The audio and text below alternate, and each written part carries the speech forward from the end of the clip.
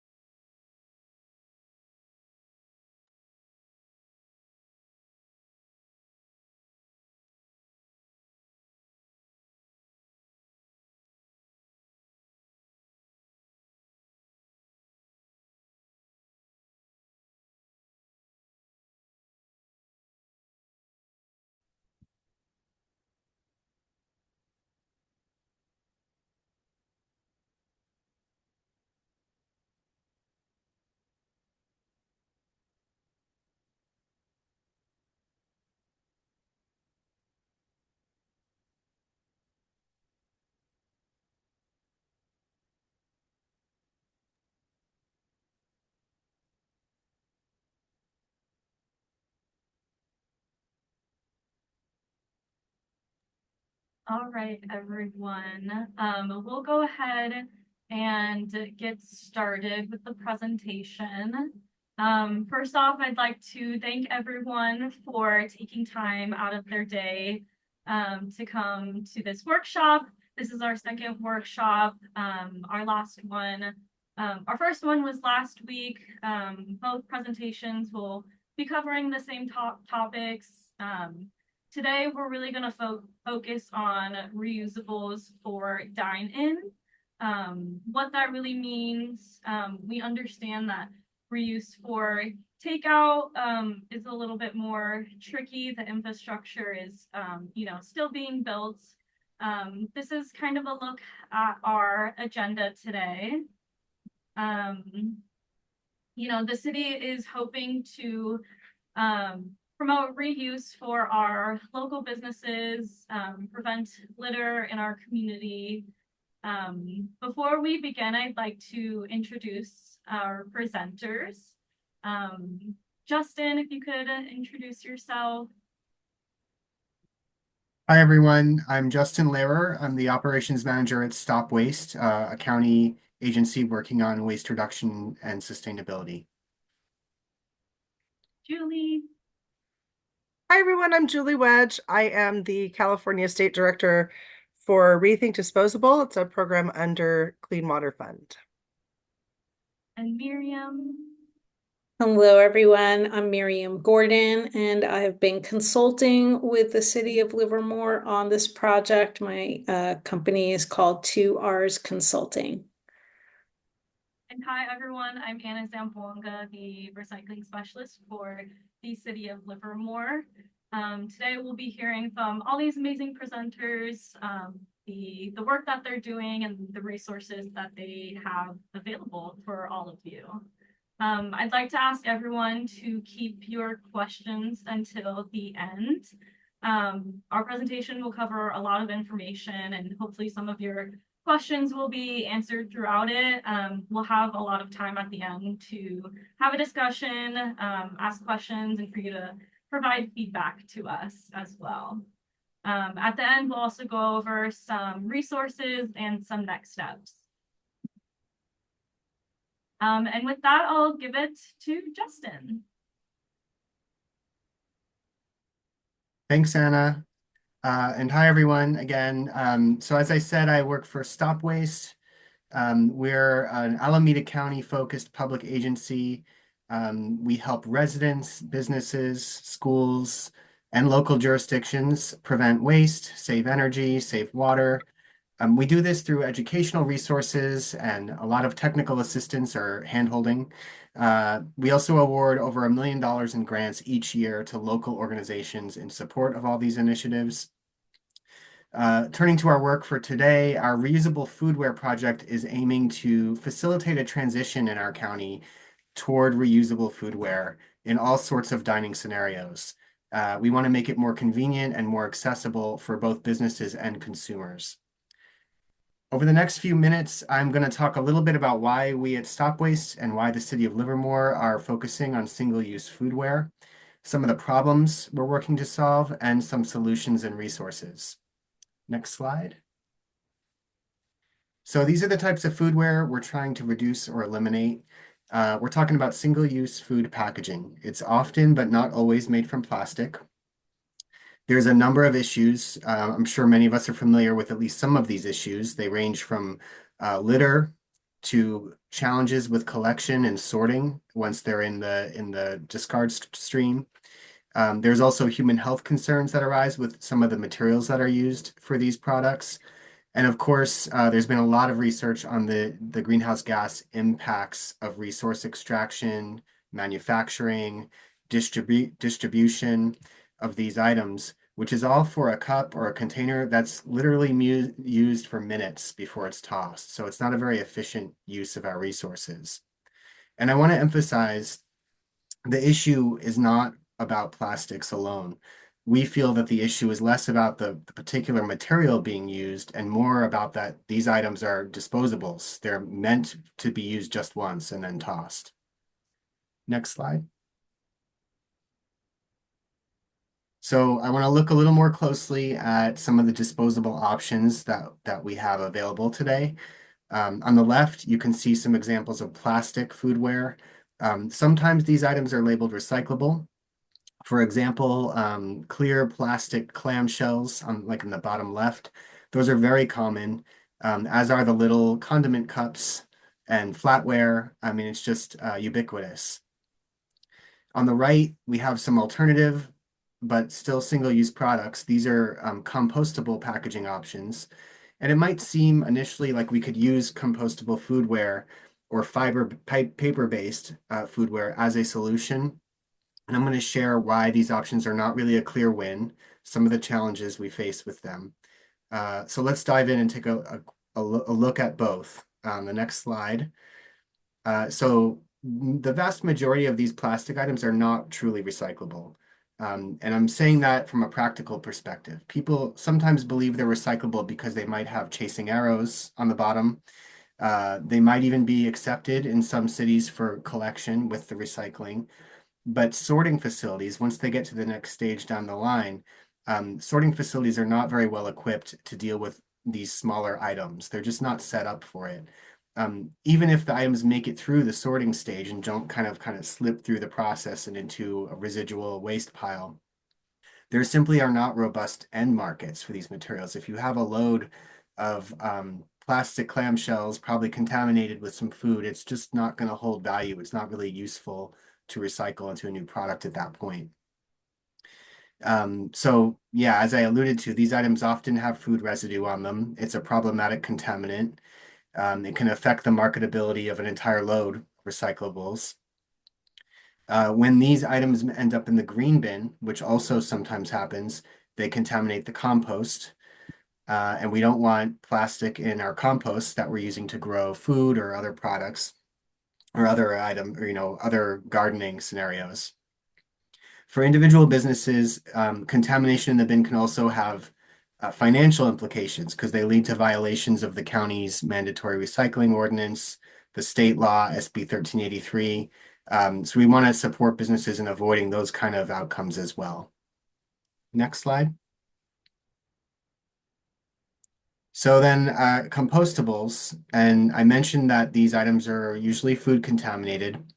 So it seems like, okay, well, can we compost the fiber-based ones? So I want to note first how confusing and complex the world of compostable packaging can be. Many of us have seen this. There's paper plates, which seems pretty straightforward.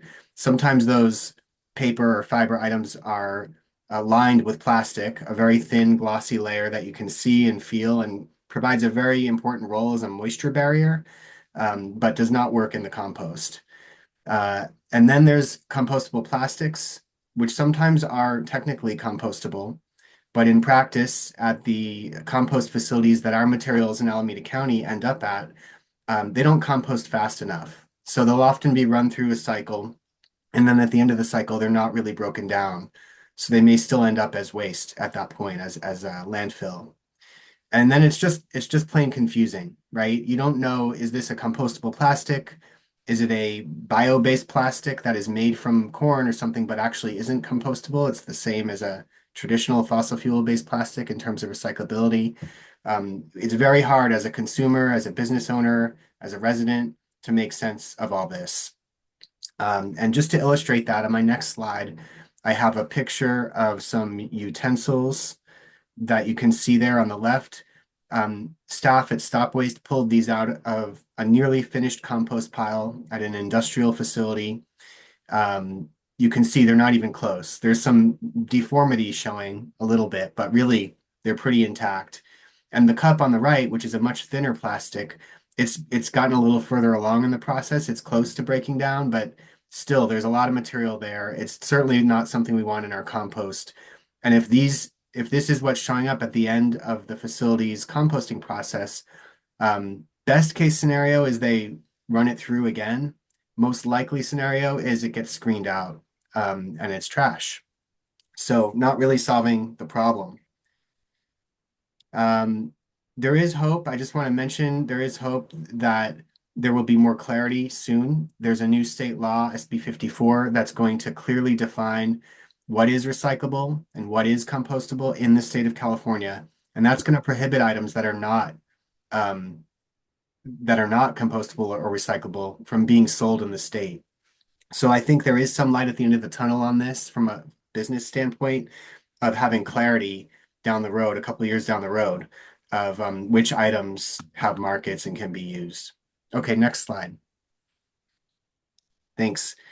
So looking at climate impact, reuse is clearly better for the environment when we think about climate.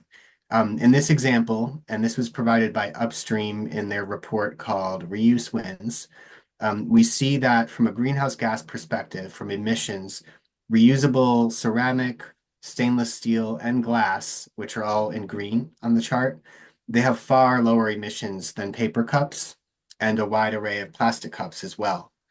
And a lot of this has to do with the upstream impacts of resource extraction and manufacturing and distribution that just simply don't have to happen more than once for the reusable.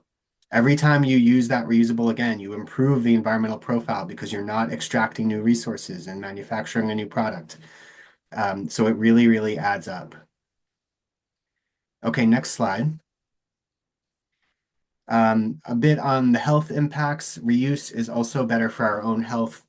There's over 12,000 chemicals that have been used in the production of various types of disposable foodware, and only about 25% of those chemicals have ever even been tested to determine if they're safe for public health.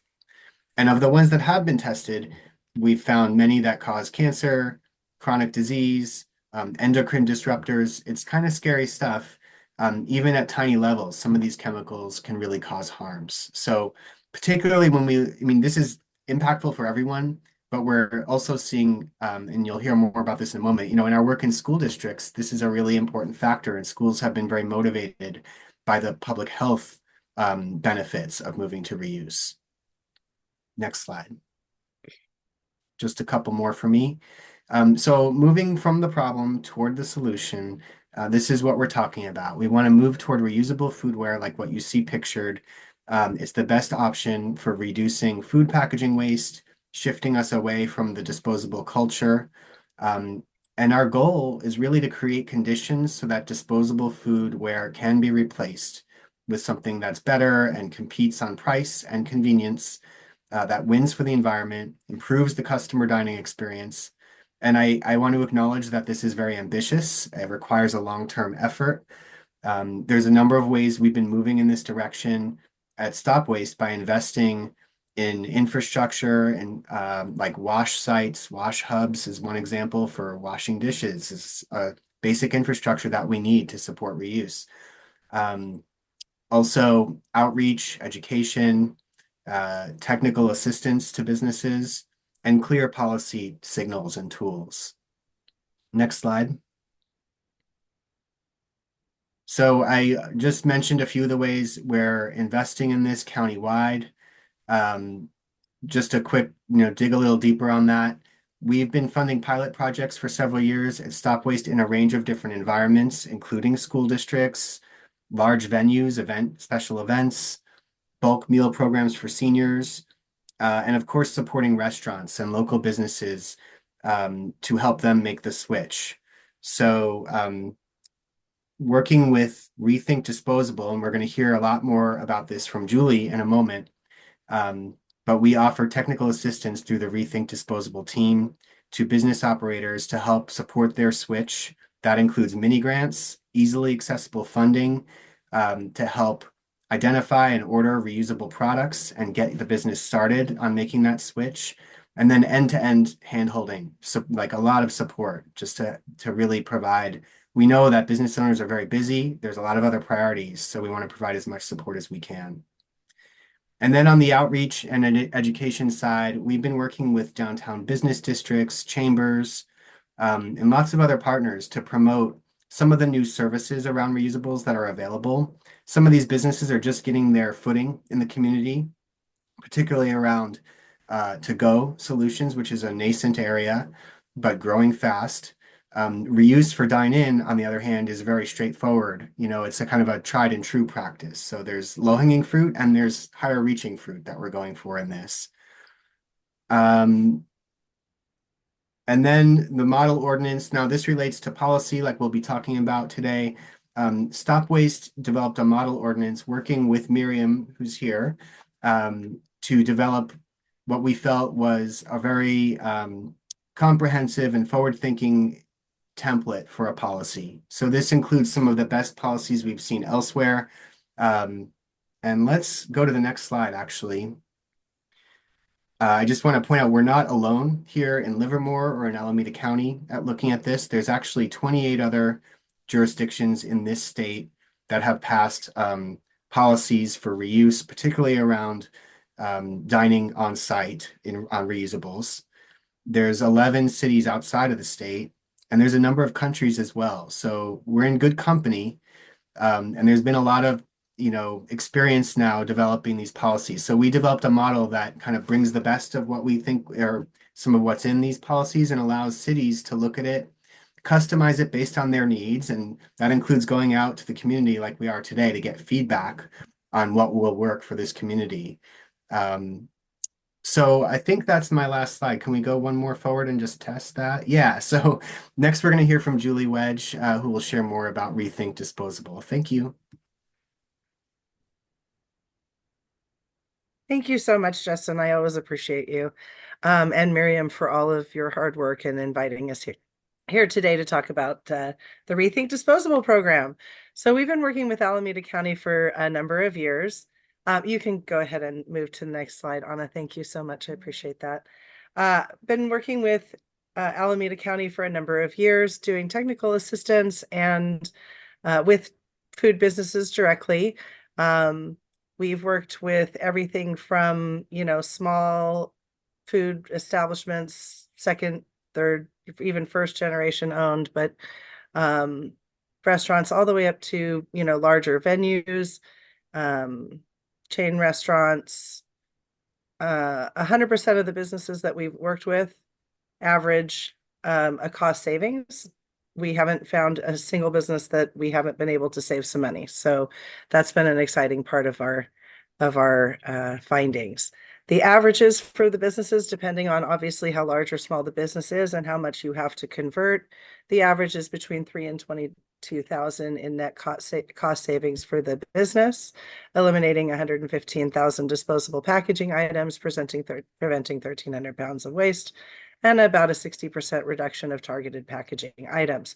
The reason I want to take a moment just to say that the reason that we are focused at Rethink on dine-in reusable is because when Miriam, who is the founder of Rethink, and we're so grateful for her, did the waste assessment study, we found that around the Bay Area, 73% of the waste that we see in the streets, of the trash that we see in the streets, is disposable food waste.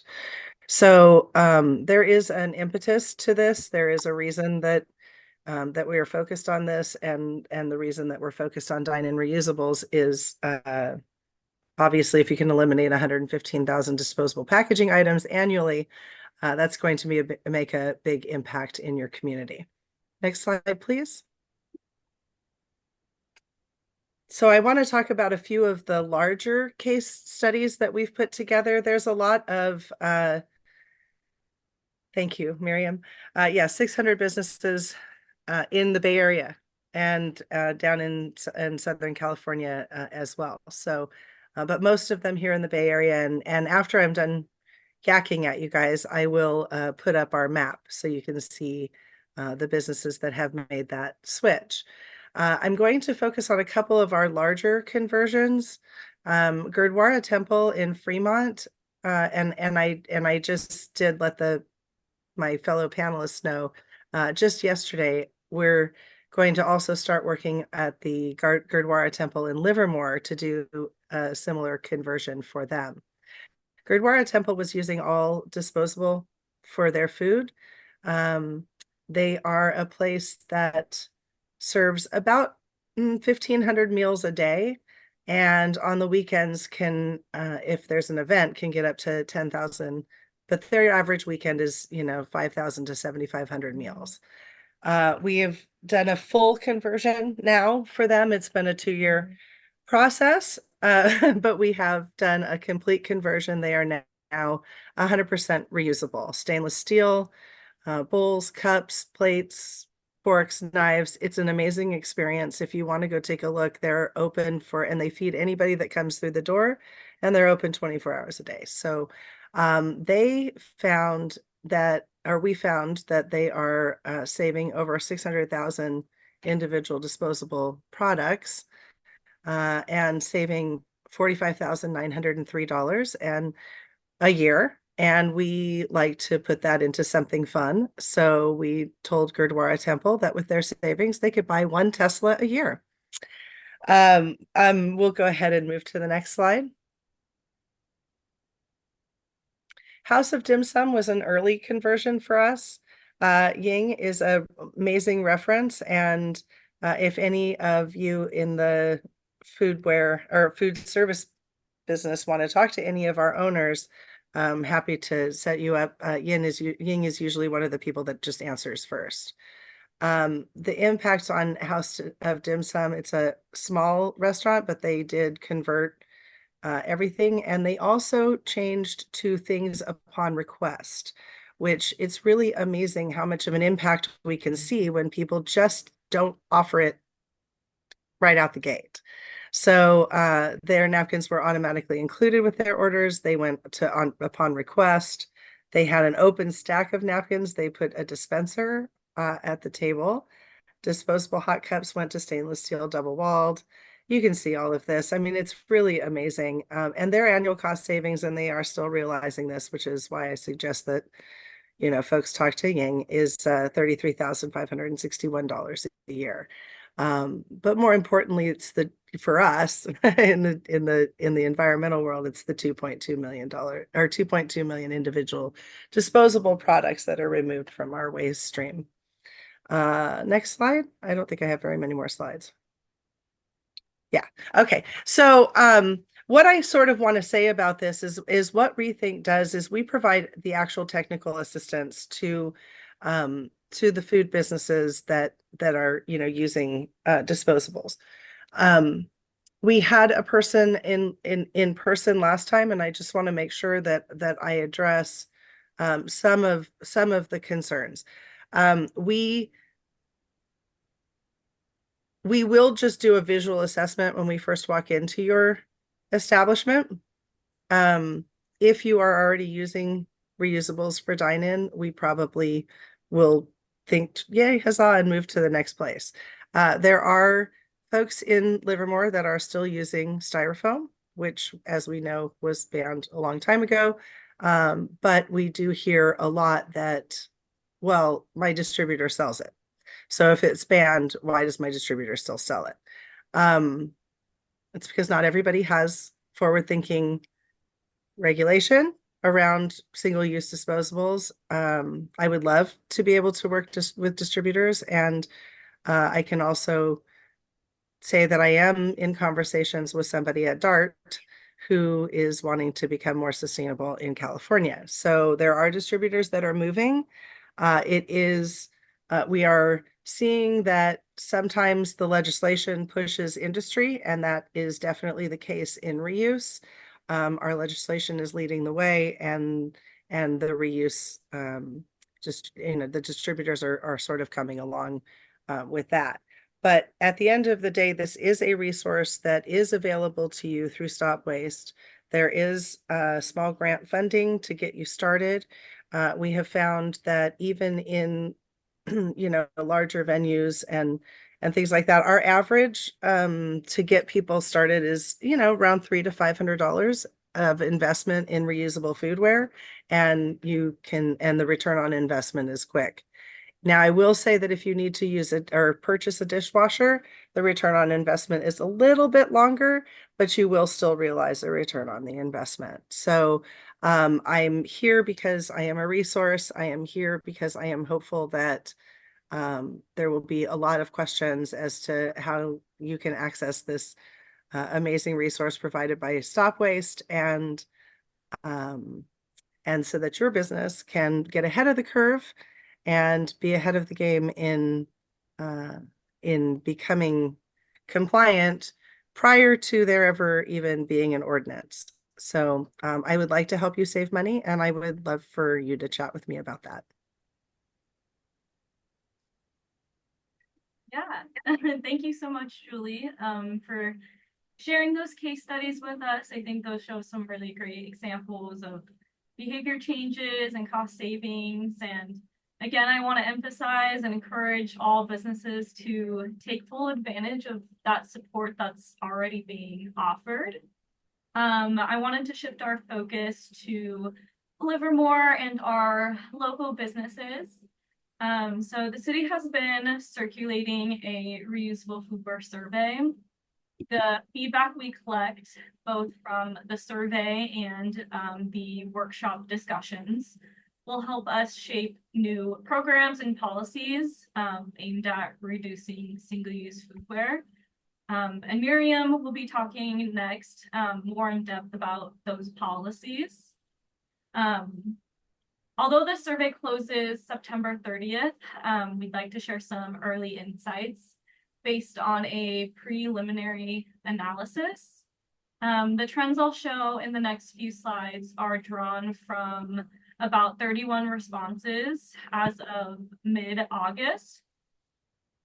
These initial results are already helping us identify and research funding and technical assistance opportunities, the challenges businesses are facing, potential policy impacts, attitudes towards reusables, and then it will also help us establish a baseline for current practices.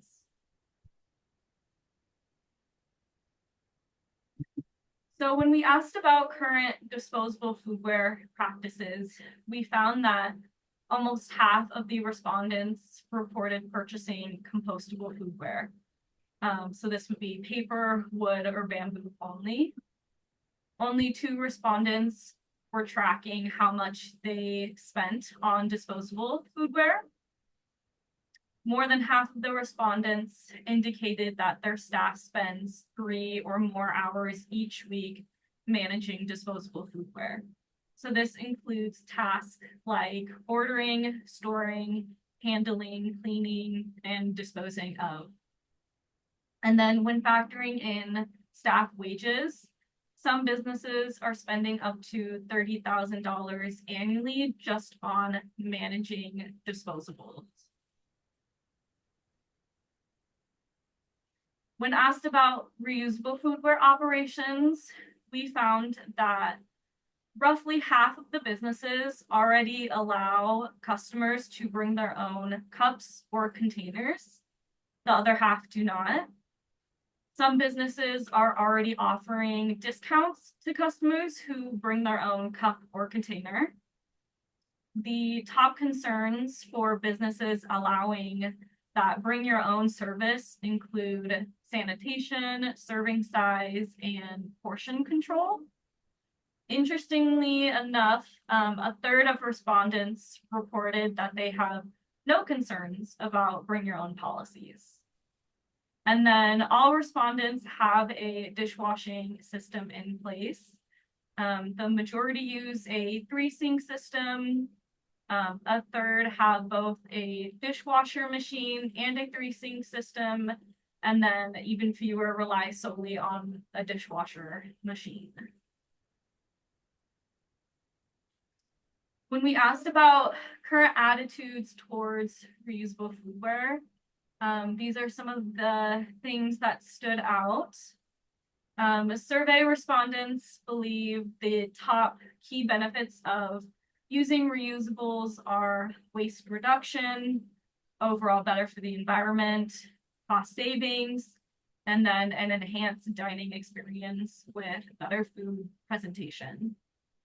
Some of the top barriers businesses are facing include limited staffing, lack of space, food safety, changing operations, and customer preference for disposables. While cost issues were noted as less of a concern, they were still mentioned. These include the cost of purchasing reusables, purchasing dishwashing equipment, and product loss. When we asked what type of assistance or policies from the city or partner organizations like Stop Waste and Rethink would help businesses to switch to reusables, the key needs identified were financial support, such as grants, mini grants to purchase reusable foodware. This was the most requested type of support. Many businesses also acknowledge that a local policy or ordinance could help facilitate the transition to reusable. Another key resource identified was a list of third-party services that offer reusable foodware systems, and a list of preferred vendors for purchasing compostable foodware. Lastly, technical assistance was highlighted as another important resource. As I close up my part of the presentation, I'd like to highlight that many of these resources are available now. As we've touched on, Stop Waste and Rethink have funding opportunities and technical assistance opportunities. Justin mentioned many cities are already adopting local policies of their own. There are current list of reusable foodware service providers and preferred vendors on our website, on Stop Waste website. I'll touch on how to find those resources at the end of the presentation as well. But I did want to highlight a lot of these resources are already available. A part of our next steps moving forward is to continue to do more outreach and education about those available resources. But hopefully this gives a good overview of the current practices, attitudes, trends, needs of Livermore businesses. I'll pass it to Miriam now to discuss the proposed policy and the potential for waste and cost reduction. So thank you, Anna. It's a pleasure to be here today. And just by way of introduction on the policies, I want to reiterate that this is that the workshop is designed to get your feedback on these proposed policies. So these are by no means this is by the policies I'm going to be discussing are by no means absolutely the policies that the city staff are going to be suggesting or that the city council will embrace as a policy package. So this is just an opportunity to hear from you about and get your feedback on these proposed, this package of policies. Now, this package was based on as Justin said, a model ordinance that Stop Waste developed. The city of Oakland enacted almost the entire package of policies that Stop Waste had drafted. And recently the city of Albany enacted a smaller subset, but most of the policies that I'm going to be discussing today. Next slide, please. And other cities in Alameda County are considering these policies. So overall, this policy package prioritizes reuse for reuse policies, reuse for dining on premises and other types of reuse policies I'll be getting into, but it also addresses the types of disposables that would be available for takeout. The city is envisioning giving a long lead time from the time that the policies are enacted to the time that compliance would need to begin. So about 18 months for businesses to get prepared and to implement.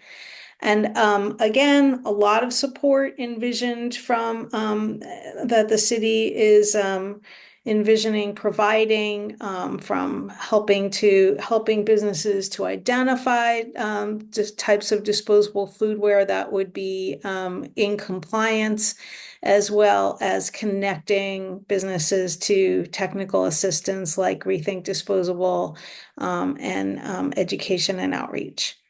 Next slide, please. So the reuse policy, the particular policy provisions in this package that focus on reuse, that's where I'm going to start. The first would be, it would require that for when businesses that are serving customers on premises, so the dine-in customers, that reusable foodware would be required. Plates, cups, utensils, bowls, condiments would be in bulk or in reusable containers. There will be exceptions for things like burrito wrappers and tray liners, paper liners, but overall the main foodware has to be reusable. There would be an opportunity to apply for a temporary waiver if you have unreasonable challenges. But overall, reasonable efforts to comply would be required. And if you're going through a remodel, the waiver would expire.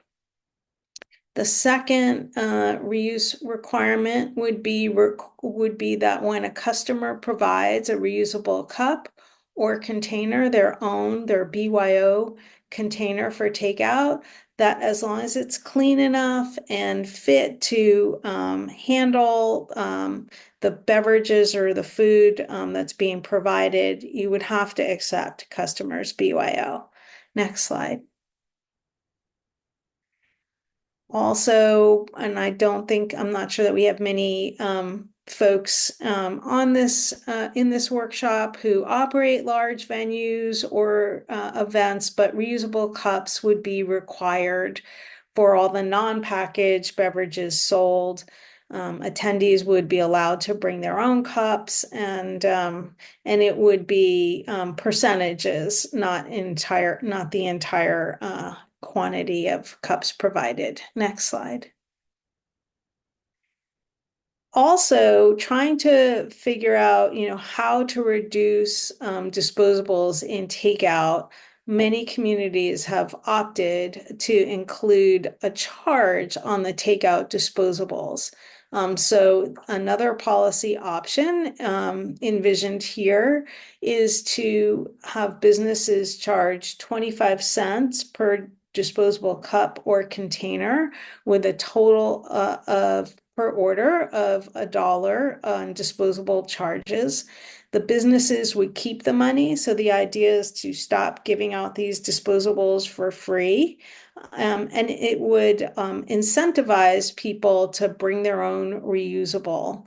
Or if you offer a takeout reusable option, it would incentivize customers to take advantage of that option.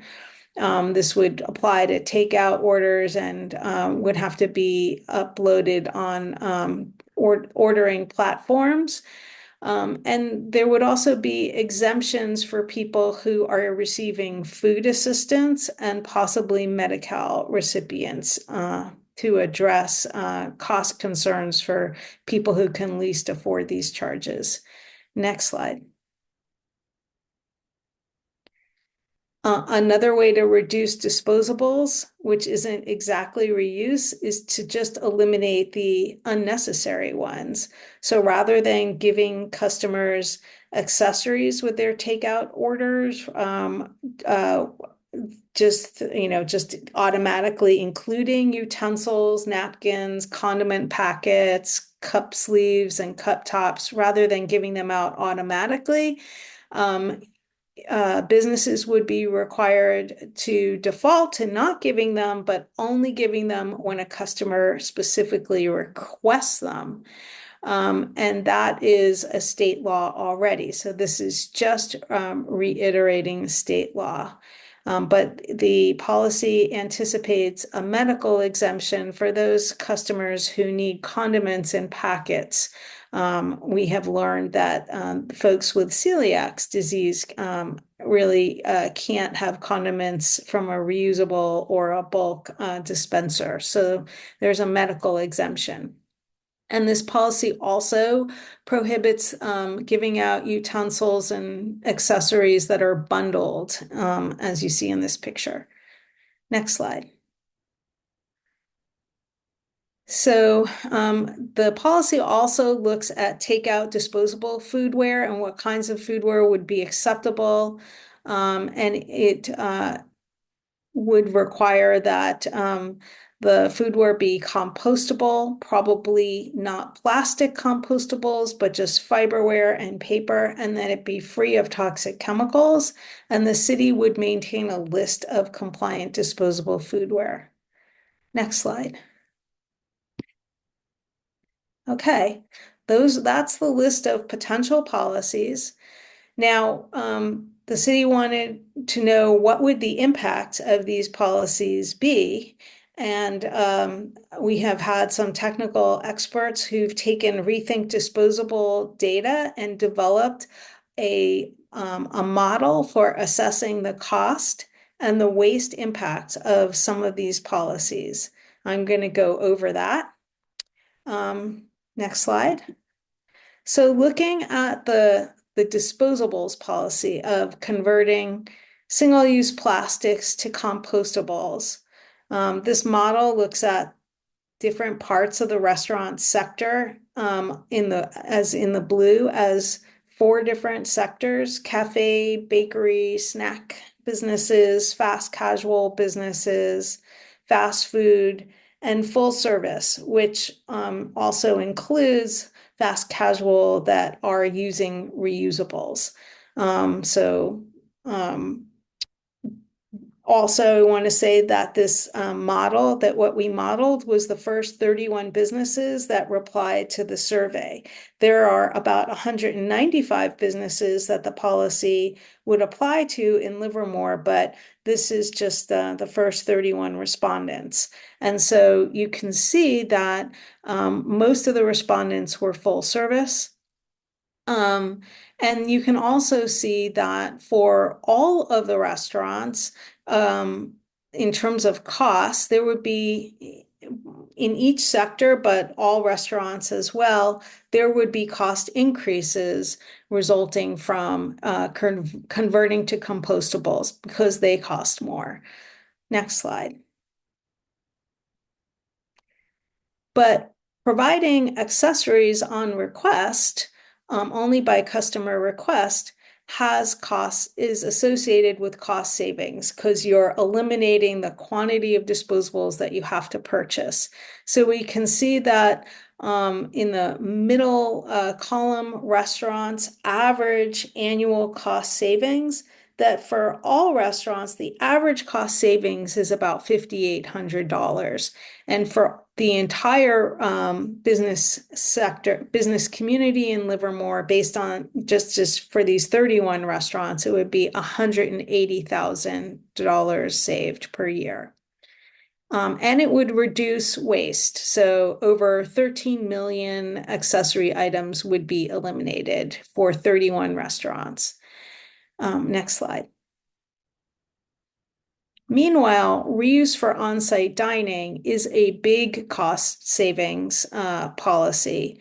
We can see that the average restaurant would save $5,600, and the biggest savings would be for fast food businesses because they use the most disposables. So overall, for these 31 restaurants, this would eliminate 2.8 million pieces of disposable foodware and about 55,000 pounds of waste per year. Next slide. So if we combine all of these policies, if we look at them all together, on the left side, we see the compostables and the accessories on request combined. In the orange, we see the reusables. And if we look at what the cost implications are for all of these policies combined, we can see that overall, there's cost savings on average for each restaurant of over $1,000, except for fast food. They are going to have a cost increase.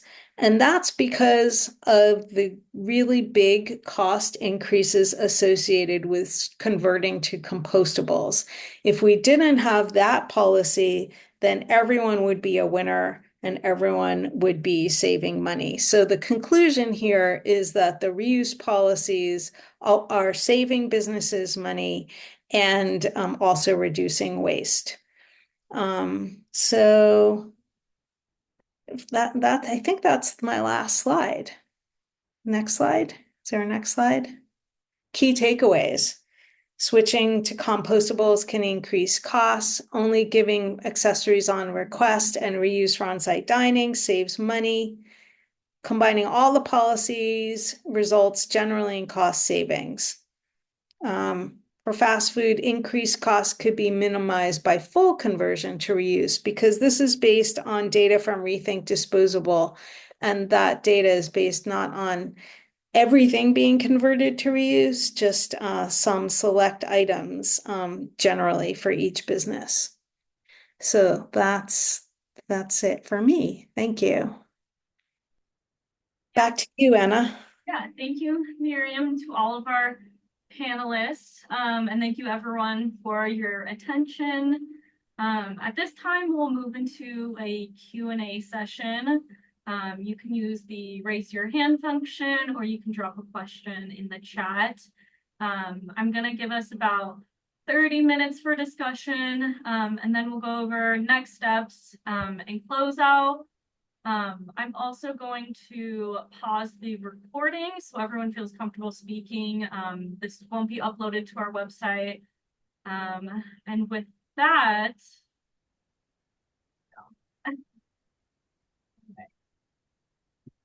so thank you everyone for participating in our workshop today. There was a lot of great topics brought up. We really appreciate you taking time out of your day and providing feedback and participating. Thank you to our panelists again for participating in both of our workshops. So like we already touched on, so more information, updates on where this initiative is going towards, I encourage everyone to take a look at the City of Livermore's reusable readiness landing page. I dropped that link in the chat, but this will be the main spot where you can find our contact information, resources for funding and grants, technical assistance, take a look at more case studies. We'll be also uploading this recording to that website. So if you ever need to come back and take a look, it will be up there. This is also the best email. You can reach city staff at solidwaste_recycling@livermoreca.gov. And then for next steps, again, we'll post this recording. The survey closes on September 30th. If you haven't already, please fill that out. You can also email us with additional feedback or questions. We'll take those results, analyze that feedback. We'll have continued and increased outreach and education. This is kind of, you know, a more desired topic that we've heard to get people in touch with these resources, this educational material, this funding.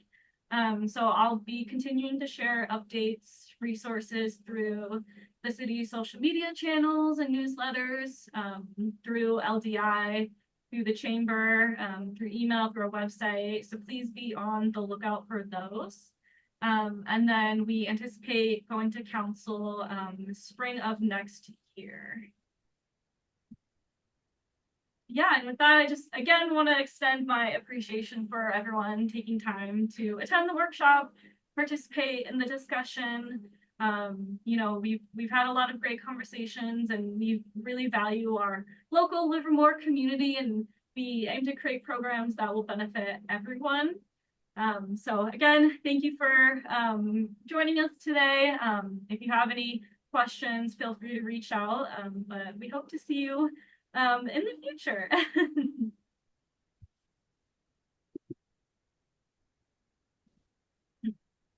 Thank you, everyone. Thanks so much, Anna, and everybody. I dropped my email in the chat, so please feel free to reach out to me. I'm happy to send somebody to do an assessment of your foodware. Thank you all for your work. Thank